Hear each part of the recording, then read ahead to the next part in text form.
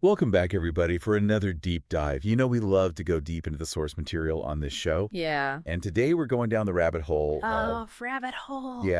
Lee Harvey Oswald's life. So specifically the paperwork. The paperwork surrounding. The alleged assassin of JFK. Fascinating. Yeah, our source material this time is this really interesting issue of The Fourth Decade, which, if you're not familiar, it's a journal completely dedicated to JFK assassination research. Yep. Lots of interesting stuff in there. Yeah, so it's got articles, reader theories, new looks at old leads, really the whole shebang. It works. It's like a gold mine for this case. If you're interested in this kind of stuff. Yeah, so we're talking about things like discrepancies on Oswald's military ID card, Okay. passport application. Interesting. We're going to wade into the whole controversy over the Zapruder film. Oh, yeah. Was it altered or not? Right. And then we'll uncover some surprising links between Oswald and figures like Corliss Lamont and Erwin Schwartz. Now, those are some names that These are not household names. I'm intrigued already. But Yeah, these connections are really interesting. While they might seem obscure, they could really hold significant weight in understanding Oswald. Yeah, Oswald's motivations and actions and Absolutely. why he did what was going on. what he did or, whatever. Right, exactly. So our goal today is basically just to cut through all the noise. Yeah, there's a lot of noise. And bring you the to the good stuff. most fascinating and potentially, game-changing details. The nuggets? From this journal. Yeah. You'll leave this deep dive feeling like you've got like an insider. the inside scoop. Yeah. Not like we just dumped a textbook on you. Nobody wants that. Right, so first up, let's talk about this military ID card. Okay. Oswald. Sounds boring. Military ID card. Trust me, it gets interesting. Oh, I believe you. It really does. I'm ready. Okay, so this ID card, officially known as Form DD-1173, DD-1173 was issued to Oswald upon his release from the Marines in September 1959. Standard procedure, you would think. You'd think so, right? Yeah. But here's where it takes a turn. Uh-oh. The card was issued under an outdated regulation. Interesting. Like it had already been changed Okay. a couple of months earlier. So this is already raising some questions. Immediately red flags. Yeah. About the card's legitimacy. So, is this a forgery? Could be. Could it be? It's a possibility. Right, and some researchers have definitely gone down that path. But Jerry D. Horn, who we see a lot in this journal, he decided to look into it. Okay. So he looked at the records of other Marines discharged around the same time, and a lot of them also got the outdated ID card. Oh, so maybe just a bureaucratic snafu. Right. Okay, so that's what Horn initially thought. Yeah. It was just a widespread error. Not a deliberate attempt to create some false trail for Oswald. Right. So, okay, case closed. Maybe not. Or is it? Because then things get even more suspicious. Even more suspicious. Okay. This same ID card was supposedly used by Oswald as identification for his passport application on September 4th. Okay. Which is 5 days before. 5 days. His discharge date. Before it was even issued. And the official issuing of the card. That's strange. Right. Yeah, that's definitely a head scratcher. A discrepancy. Yeah, for sure. So Horn tries to explain this one. Okay. How does he do that? He points to an affidavit. Okay. Signed by Sergeant Stout. Sergeant Stout. Who was allegedly a friend of Oswald's. Right. This affidavit states that Oswald's discharge was scheduled for September 11th. Interesting. So this kind of suggests that the passport office might have been waiting for confirmation. Yeah. Before they finalized the passport. Yeah, that makes sense. Right. So Horn's theory is that Oswald could have gone back. Gone back? To the passport office on September 11th. Okay. After officially receiving his ID card. After the discharge? Right. And then they updated his application. That makes sense. Seems plausible, right? Yeah, but there's going to be a hole in there somewhere. There are holes in this explanation. Yeah, what are they? Okay. So the biggest one. Okay. Lieutenant Ayers. The officer who processed Oswald's discharge claims he has no knowledge of this affidavit or even a Sergeant Stout. Doesn't ring a bell. Right. Okay. And no one can find any State Department regulation that would forbidden issuing a passport to an active Marine. So maybe it doesn't matter if he was still active. So now we've got a missing affidavit, a mystery friend.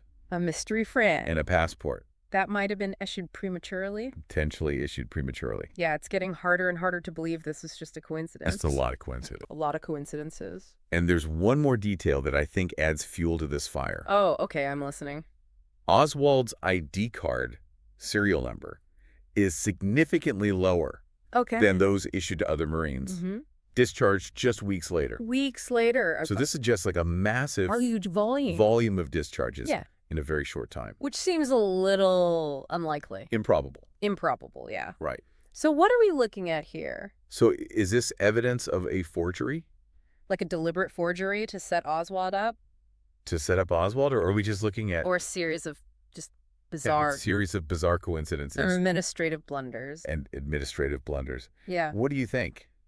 I don't know. It's really... It's hard to say. Yeah, it's hard to say at this point. It's tough. We need more information. It's like a puzzle with missing pieces. That's a great analogy. Right? It really highlights the challenges we face when dealing with historical research, especially a case as complex and controversial as this one. Yeah, and, we have to acknowledge there are gaps. Of course. And we have to consider multiple interpretations of the evidence that we do have. Absolutely. And speaking of multiple interpretations... Let's move on. Let's move on to another piece of the puzzle. Okay. The Zapruder film. Oh, boy. The home movie that captured the assassination in such grisly detail? Yes. Yes, infamous. But the question is, was it altered? That is the question, isn't it? And that's been debated for decades. For decades. And this issue of the fourth decade actually features a pretty heated debate on this topic. Yeah. Between Harrison E. Livingstone and Hal Verb. Okay. Livingstone is the author of an article called Verb's Distortion of Creation Science. Okay. And Hal Verb is... They're going head-to-head on this. They're going head-to-head. Issue. Livingstone is firmly in the camp that believes the film was tampered with. Okay. While Verb vehemently defends its authenticity. Yeah, it's a really fascinating exchange to read. So Livingstone claims that the film was cut and spliced at frame 132. 132. Potentially, with 1,400 frames removed. 1,400 frames. That's a lot of footage. Which is a lot. Yeah. Right, and he points to missing underexposed frames. Oh, the kind you usually see. Like the kind you see. When a camera stops and starts. When a camera stops and starts as evidence. I see. Right. That's a significant amount of missing footage. Yeah, and he argues... What does he say? That this suggests there were 2 rolls of film. 2 rolls? Not one, like, officially reported. Instead of just the one. Right. So then that begs the question, why would there be a need to conceal a second roll? Right, like, why the deception? Exactly. And he doesn't stop there. What else does he say? He also highlights discrepancies between the Zapruder film and other footage taken that day, like the Nix film. Right, the Nix film. And he insists that these inconsistencies can't be explained away. Can't be explained by just camera angles? By simple camera angles or distance. Or just the distance. Right. He even points out these visual anomalies. Like what? Like JFK's oddly puffy face. Puffy face. Right before the fatal headshot. Yeah, okay. Suggesting possible manipulation. Interesting. Right. And his main argument is that the film was deliberately edited to support the lone gunman narrative. To fit the narrative. Creating the illusion of a simultaneous headshot. So like one from behind, one from the front. From behind and from the front. Yeah, that's a pretty bold claim. It is bold. To say the least. But Verb, in his response, doesn't hold back either. No, he doesn't. He challenges Livingstone's interpretation of what he calls the frozen tableau scene. The frozen tableau. Before the headshot. Right. So Livingstone's saying this looks manipulated? Yeah. And Verb is saying... It's just a result of the frame rate. No. Okay. This is just the frame rate and the duration. And the duration. It's not evidence of tampering. Okay, so Livingstone is seeing what he thinks is manipulation. Right. But it's just normal variation. Due to the camera. Due to the camera. Right. So what about the inconsistencies between the Zapruder film and the other footage? Well, Verb addresses those two. Oh, does he? He says that they can be... They can be explained by... Easily explained by differences in filming location and perspective. And he stands by the Zapruder film as a valuable evidence. Valuable piece of evidence that supports the official conclusion of a lone gunman. A lone gunman. Right. He totally rejects the idea that it was some kind of propaganda tool. Right. Okay, so we have 2 very different perspectives here. Yeah. One claiming manipulation. To fit a narrative. To fit a narrative. The other defending its authenticity. And saying it's valuable as evidence. It's enough to make your head spin. It really is. Right? It's a fascinating debate, though. It is. And it underscores the importance of critical analysis. Critical analysis when we're looking at historical evidence. When we're examining anything. Because even something as simple as a home movie can become a battleground for interpretation. And the implications are huge. Huge. Like, if the Zapruder film, which is like a central piece of evidence in this whole thing, was manipulated. Yeah, what does that say about the investigation as a whole? Right. Like, what else might have been fabricated? Or concealed. Concealed. It makes you wonder. It casts a shadow of doubt on the entire case. For sure. This leads us to another intriguing aspect of this journal issue. Okay, what's that? Oswald's connections to various figures and organizations, particularly those with left-leaning political views. Okay, so are these connections just coincidental? Yeah.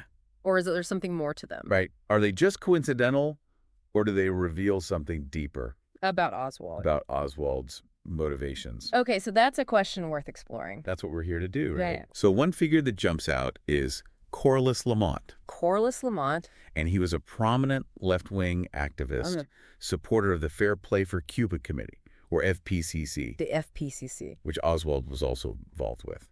So the FPCC, as its name suggests, advocated for better relations with Cuba. Right. Which at the time was a pretty controversial stance. Yeah, given the whole Cold War. Given the Cold War. And it's funny, there's a letter to the editor in here. Oh, really? From Peter Whitney. That actually mentions Lamont's connection to Bob Dylan. Oh. It's like a total aside. That's a fun little tidbit. But it just shows how connected Lamont was in those circles. Yeah, it shows how connected he was. Right. All right, so back to Oswald, though. Yeah, back to Oswald. Yeah, it's crucial to consider the context of the time. Right, this is the Cold War. Go cold. So both Edward Butler, who was the head of INCA, and the House Committee on Un-American Activities, were actively portraying Oswald as a dangerous communist. Right. In the aftermath of the assassination. So hold on, what are INCA and HUAC again? Right, I should probably clarify that INCA was like a private anti-communist organization. Okay. And HUAC was a congressional committee focused on investigating communist activity in the U.S. Alleged communist activity in the United States. Right. Both were super influential. Highly influential during the Cold War. Yeah, their pronouncements carried a lot of weight. So they're basically red-baiting Oswald. Painting him as a communist threat. Yeah. So the question is, were these portrayals accurate? Right. Or were they part of a deliberate effort to shape public opinion? Shape public opinion and influence the investigation. Like to push a certain narrative. Push a narrative. About Oswald. Yeah.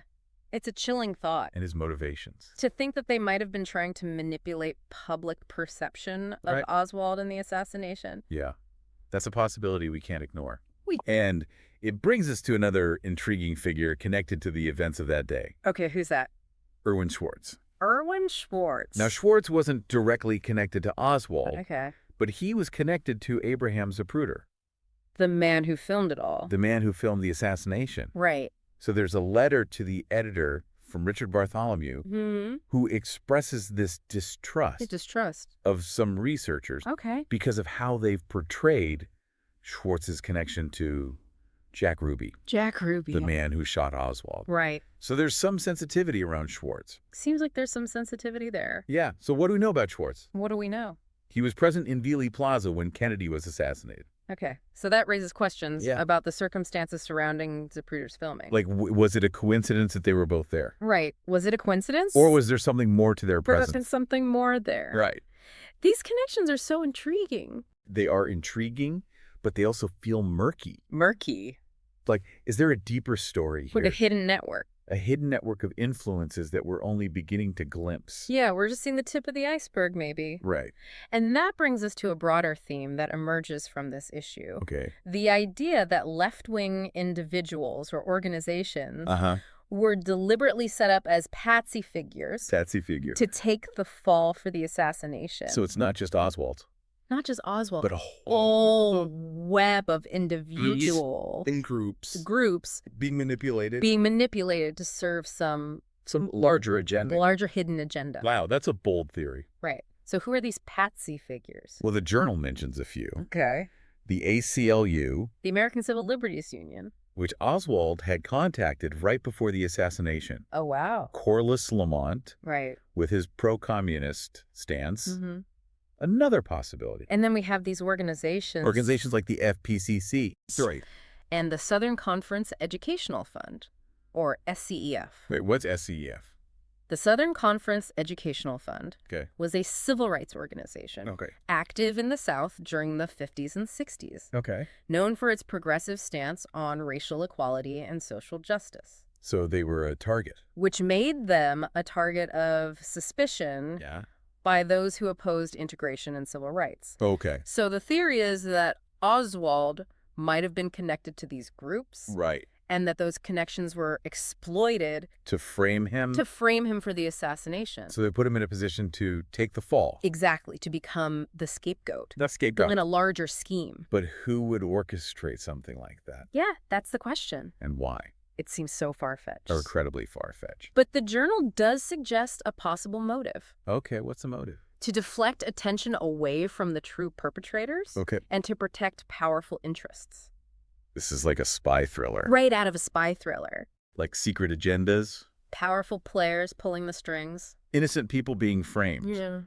It's crazy. It really is a story filled with so many unanswered questions. Intrigue and unanswered questions. And the biggest question of all, I think, is, was Oswald a willing participant?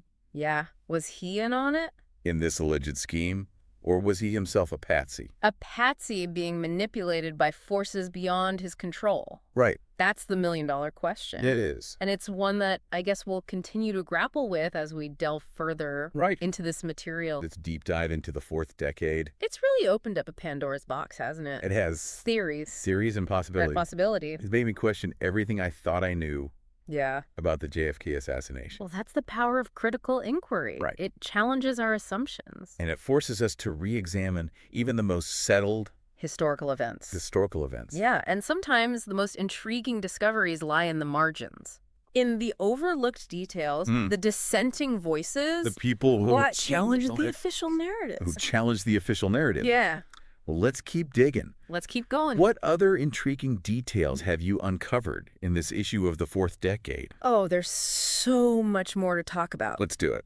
So buckle up, because we're about to go even deeper down this rabbit hole. All right, so we just scratched the surface of this rabbit hole. Yeah. So much to unpack. So many leads to follow. So many leads. I feel like we could do a whole week on this journal. We could, probably. So let's take a step back and recap what we've talked about. Right. So we started with the military ID card, which seemed like a mundane piece of paperwork. Yeah. But it turned into this whole source of discrepancy. Discrepancies and potential forgery. Yeah, and those inconsistencies really do raise some serious questions about the official narrative. Yeah, like what was Oswald doing? About his movements. And where was he going? His activities leading up to the assassination. Right. We don't really know for sure. And then we talked about the Zapruder film. Oh, yeah. That whole debate. Huge debate. Is it authentic, or was it manipulated? Manipulated to fit a story. Yeah. And we heard compelling arguments. Compelling arguments from both sides. On both sides, leaving us with more questions than answers. It's a classic case of dueling interpretations. Yeah. And it highlights how even the most seemingly irrefutable evidence, like a film, can be subject to scrutiny. And debate. Especially in a case like this. High profile, politically charged. Right. And then we have all these connections. Connections to Corliss Lamont, the FPCC, Erwin Schwartz. Yeah. This whole idea of left-wing organizations being used as scapegoats. The patsy theory. Yeah, it's starting to feel like one giant conspiracy. It really is. It's important, though, to approach these theories critically. Of course. With a critical eye. Right. Just because Oswald had contact with these groups doesn't necessarily mean they were involved in a plot to kill the president. Right. Correlation doesn't equal causation. Right, exactly. But the journal goes even further. They do. They suggest that agencies like the FBI and the Secret Service might have been involved in manipulating evidence. Wow. Okay, so now we're talking about this is big. A cover-up. Yeah. At the highest levels. This would be a cover-up at the highest levels of government. Right. And the question is why? Yeah. Why? Why would they do that? What were they trying to hide? What was at stake? What were the stakes? That they felt they had to tamper with evidence. And obstruct justice, potentially. It's mind-boggling. It really is. To think that maybe the truth is still... shrouded in secrecy. Shrouded in secrecy after all these years. It really is a sobering thought. It is. And it speaks to the enduring power of this case. I mean, it still fascinates us. It fascinates and intrigues us. Yeah. Because it really was a rupture in American history. Yeah. A moment where the narrative and the public trust were shattered. Yeah. I mean, this deep dive has really made me realize how much I don't know. That's a common experience for a lot of people. About this whole thing. Yeah. It's like I've been living in a simplified version of history. Just accepting the official story. Just accepting the official story. And without question. Without questioning. But that's why it's important to seek out different perspectives. Different perspectives. And engage in critical thinking. Critical thinking. History is not static. Yeah. It's not a fixed narrative. It's an ongoing conversation. It's an ongoing conversation. It's like we're all historians. In a way, we are. Right. Constantly reevaluating and reinterpreting. Reinterpreting the past. Yeah. This is so fascinating. Absolutely. So this deep dive has given us a glimpse into this world of theories and evidence and unanswered questions. It's been a wild ride. It has. And we've only scratched the surface. We've only scratched the surface. There's so much more to explore. So much more. So many more rabbit holes to go down. So we encourage you to continue the exploration. On your own. On your own. Dig deeper into the source material. Find different perspectives. Seek out different perspectives. Draw your own conclusions. The truth is out there. It is out there somewhere. Somewhere waiting to be uncovered. Waiting to be uncovered. So thanks for joining us. On this deep dive. On this deep dive into the JFK assassination research. I hope you enjoyed it. We hope you enjoyed it as much as we have. Yeah. Until next time. Keep questioning, keep exploring. And keep the conversation going. See you next time, everybody. Bye. It's like we're piecing together this jigsaw puzzle, you know? Yeah. But some of the pieces are missing. Yeah. And the ones we have don't quite fit. It's like they're from a different puzzle. Right. Exactly. It's a great analogy, though, for this kind of research, you know, because we're dealing with fragments. Fragments of information. We have to acknowledge the gaps. Yeah. And consider multiple interpretations. And speaking of multiple interpretations. Ooh. Let's move on to the Zapruder film. The Zapruder film. Oh, boy. This is the home movie. Yeah. That captured the assassination. In such grisly detail. But was it altered?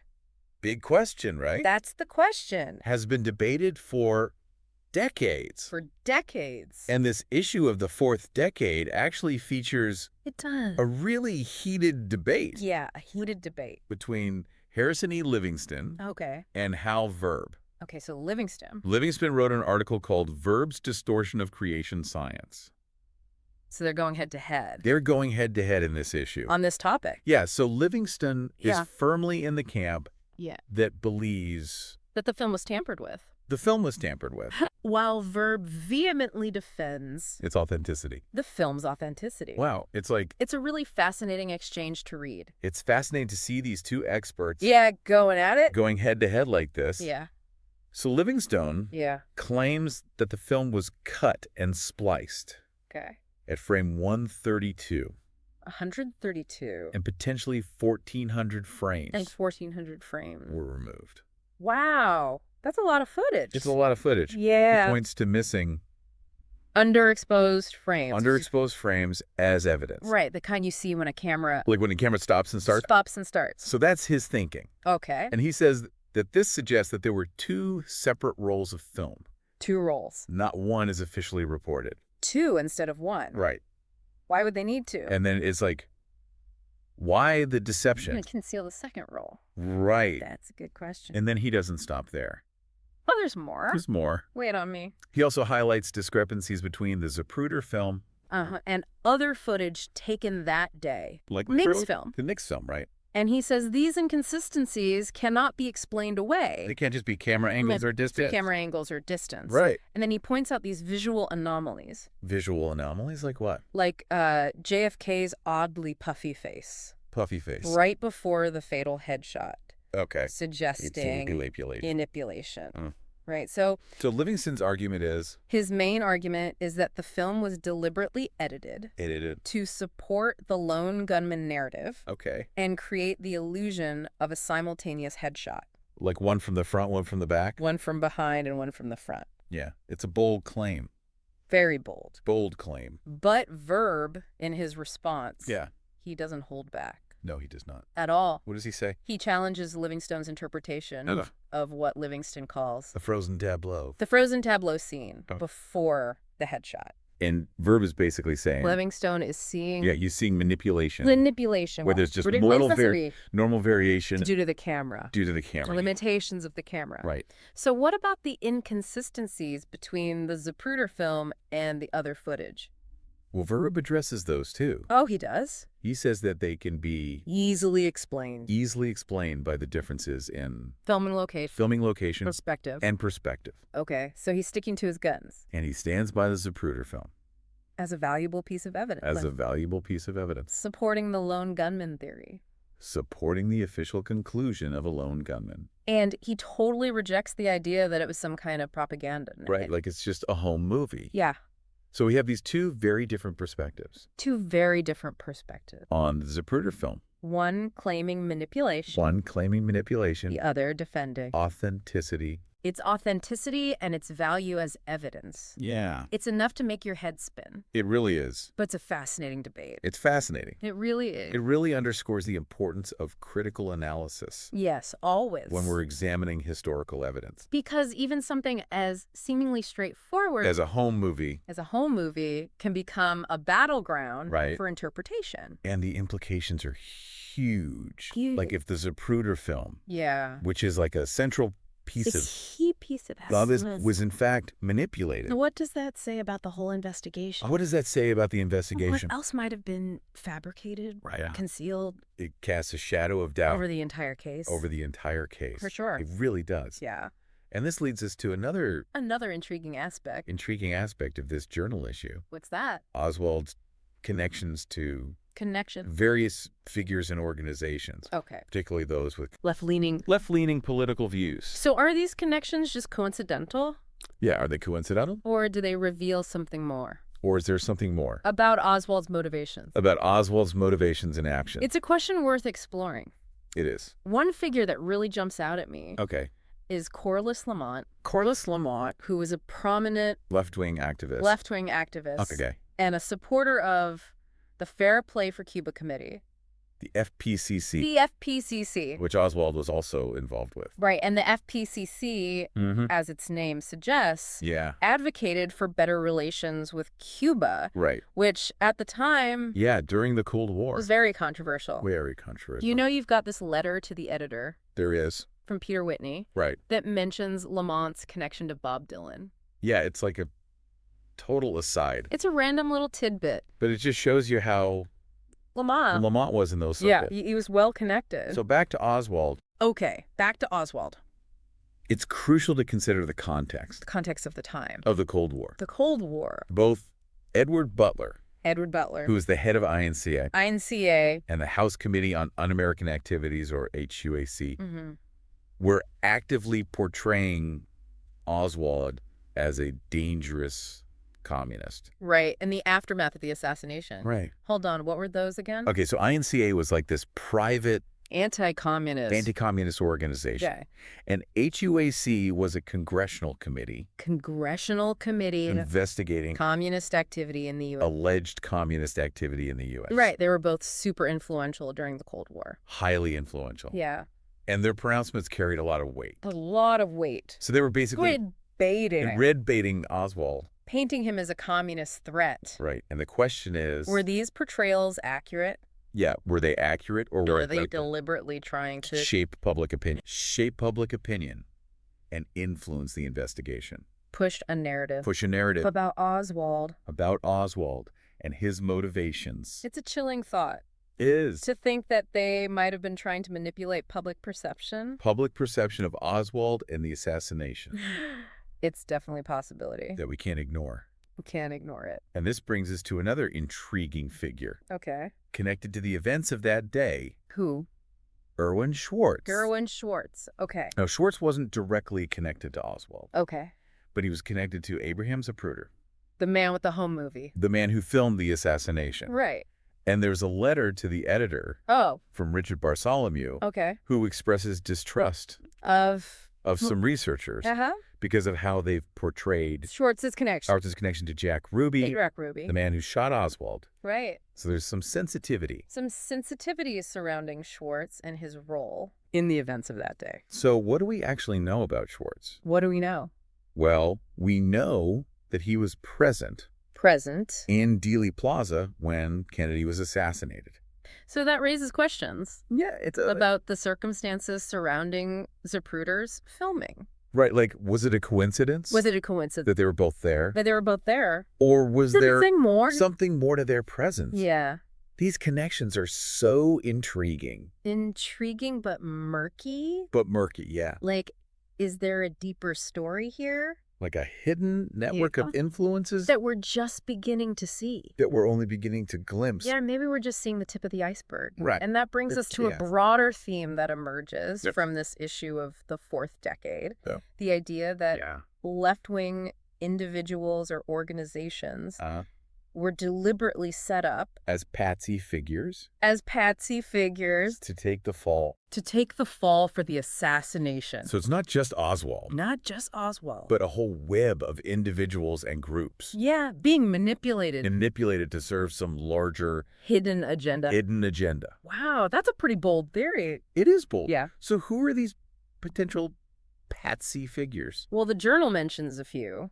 Okay. The ACLU, the American Civil Liberties Union, which Oswald had contacted right before the assassination. Oh, wow. Corliss Lamont, right, with his pro-communist stance. Yeah. And then you have these organizations like the FPCC? The FPCC right. And the Southern Conference Educational Fund, or SCEF. Wait, what's SCEF? The Southern Conference Educational Fund was a civil rights organization active in the South in the 50s and 60s. Okay. Known for its progressive stance on racial equality and social justice. So they were a target. They were a target of suspicion right. for those opposed to integration and civil rights. Right. So the theory is that Oswald might have been connected to these groups and that those connections were exploited to frame him for the assassination. So they were putting him in a position to take the fall. Exactly, to become the scapegoat in a larger scheme. Right, but who would orchestrate such a thing? Orchestrate something like that? And why? It seems so far-fetched. It does seem far-fetched. It does. But the journal does offer a possible motive. Okay, what's the motive? To deflect attention away from the true perpetrators. Okay. And to protect powerful interests. This is like a spy thriller? It is like right out of a spy movie. Like secret agendas. Powerful people pulling the strings. Innocent people being framed. It's wild. It is. This is a story filled with unanswered questions. Intrigue and unanswered questions. So many. And the biggest question, I think. Yeah, what is it? Was Oswald a willing participant? Was he in on it? In this alleged scheme? Yeah. Or was he a patsy? A patsy manipulated by forces beyond his control. Right. $1,000,000 question. It is. And I guess it's one we'll continue to grapple with as we go further. Right, as we delve deeper into the material. This deep dive. Yeah, this deep dive into the fourth decade has It's really opened up a can of worms. Opened up a Pandora's box of theories and possibilities. It's made me question everything I thought I knew. I know. About the JFK assassination. It's a common experience for a lot of people. It's like I've been living in the simplified version of history. Just accepting the official story. Without questioning it. But that's why it's so important to seek out different perspectives and engage in critical thinking, Yeah. History is not static. No, it's not a fixed... It's not a fixed narrative. It's an ongoing conversation. It is. We're constantly reevaluating, reinterpreting the past. Yeah, reinterpreting the past. That's what makes it so fascinating. It does. This deep dive has given us a glimpse into this world of evidence and theories. Unanswered questions. It's been a wild ride. It has been a wild ride. And we've only just scratched the surface. There's so much more to explore. So much more. So many rabbit holes to go down. So we encourage you to continue exploring on your own. Dig deeper into the source material. Seek out those different perspectives. And draw your own conclusions. The truth is out there. Yeah. Somewhere. waiting to be uncovered. Waiting to be uncovered. Yeah. So thanks for joining us. On this deep dive. On this deep dive into... the JFK assassination research. JFK assassination research. We hope you've enjoyed it as much as we have. We hope you enjoyed it as much as we have. And until next time, keep questioning, keep exploring. Keep questioning, keep exploring. And keep the conversation going. We'll see you next time, everybody. See you later. So much more. Yeah, so much more to talk about. It feels like we could do a whole week on this journal. We could. There's so much. There is. To unpack. So many leads to follow. So many leads to follow. All right, so let's take a step back. Okay. And recap what we talked about today. All right, sounds good. We started with that military ID card. Right. It seemed like just a mundane piece of paperwork. Yeah, you think so? But it turned into this whole source of... discrepancies and potential forgery. Potential forgery. And those inconsistencies, they really raise serious questions about the official narrative. They do. About what Oswald was doing. Like where he was going. His movements. What he was up to. His activities leading up to the assassination. It's still unclear. And then we talked about the Zapruder film. Right, the Zapruder film. That whole debate. That huge debate. Is it authentic? Is it authentic, or was it manipulated? Or was it manipulated to fit a certain narrative? To fit a certain narrative. And we heard compelling arguments from both sides. Both sides. Yeah. Leaving us with... more questions than answers. More questions than answers. It's a classic case of dueling interpretations. It is. Yeah, and it just highlights how even the most seemingly irrefutable evidence... like a film, right? Can be subject to... scrutiny. And debate. Especially in a case like this. Especially in a case as high-profile and politically charged. Right, as the JFK assassination. Right, and then we have those connections. Right, the connections to Corliss Lamont. The FPCC. Erwin Schwartz. This whole idea of left-wing patsy figures. The left-wing patsy theory. It's starting to feel like one giant conspiracy. It's a lot to take in. But it's important to approach these theories critically, of course. You know, just because Oswald had contact with these groups doesn't necessarily mean that they were involved in a plot to kill the president. Right. Correlation doesn't equal causation. Right. Exactly. But the journal goes even further. They do. They even suggest that agencies like the FBI and the Secret Service... now we're talking about... might have been involved in manipulating evidence. A cover-up. Yeah. At the highest levels. If true, right. This would be a cover-up at the highest levels. And then the question is why? The big question is why? Why would they do that? What were they trying to hide? What were the stakes? Yeah, what were the stakes so high? That they had to tamper with evidence. That they would tamper with evidence and obstruct justice. It's mind-boggling to think. It really is. That maybe the truth is still... shrouded in secrecy. Shrouded in secrecy after all these years. It's a sobering thought. It is. It really speaks to the enduring power of this case. Yeah. You know, it continues to fascinate and intrigue us. It does. Because it was such a profound moment. Yeah. A rupture in American history. You know, this moment where the official narrative and public trust... were just shattered. Yeah. I mean, I know for me, this deep dive... I feel like I've been living in a simplified version of history. It's a common experience for a lot of people. Really? Yeah. Like, I've just accepted the official story without questioning it. Just accepting it at face value. At face value, yeah. But that's why it's so important. Right. To seek out these different perspectives. To engage in critical thinking. Yeah. History is not static. It's not. It's not a fixed narrative. It's not a fixed narrative. It's an ongoing conversation. Right. Like, we're all historians. In a way, we are. Constantly reevaluating and reinterpreting the past. It's what makes it so fascinating. It is. You know, this deep dive has given us all... a glimpse into this world of evidence and theories. Unanswered questions. And unanswered questions. It really has been a wild ride. It has been a wild ride. And we've only just scratched the surface. There's